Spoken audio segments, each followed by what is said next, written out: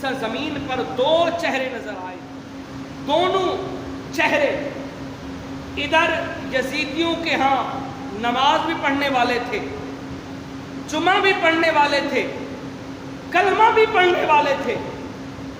اب ہم نے پہچان کیسے کرنی ہے حسینیت والا کون ہے، یزیدیت والا کون ہے؟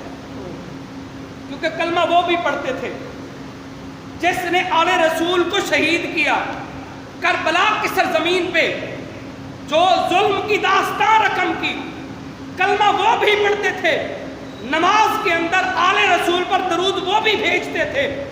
لیکن آج کے دور کے اندر نماز ہم بھی پڑھتے ہیں، نماز یزیدی بھی پڑھتے تھے، لیکن پتہ کیسے چلے گا کہ یزیدی کون ہے اور حسینی کون ہے؟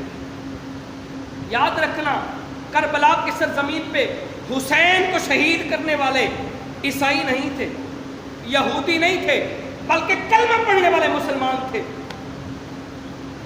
تو میں ایک مثال پہ آپ کو سمجھانا چاہتا ہوں کیسے پتہ چلے گا۔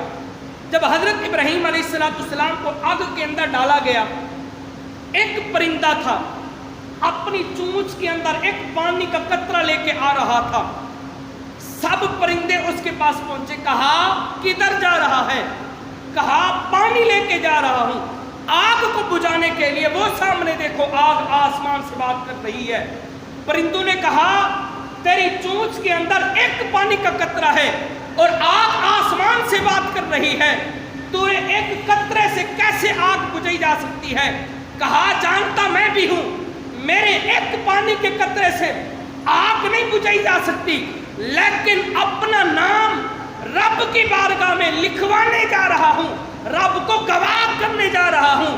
مولا یاد رکھنا، گواہ رہنا، میں ابراہیم والوں میں سے ہوں، نمرود والوں میں سے نہیں ہوں، صرف نام لکھوانے جا رہا ہوں۔ آج بھی اس دور کے اندر، اس صدی کے اندر اگر کوئی ذکر حسین سن کر چہرہ بھی کھل اٹھتا ہے، دل کو بھی سکون ملتا ہے، چین ملتا ہے، سمجھو وہ حسینیت والا ہے۔ جو ذکر حسین سن کر چہرہ بگاڑ دے، سمجھے وہ یزیدیت والا ہے۔ آج تو ہمارے دل کھل اٹھتے ہیں ذکر حسین سے، شان حسین سے، مقام حسین سے۔ ہم تو حسینیت والے ہیں۔ حسین کل بھی زندہ باد تھا، حسین آج بھی زندہ باد۔ تیری نسل پاک میں ہے بچہ بچہ نور کا، تو ہے عین نور تیرا سب گھرانہ نور کا۔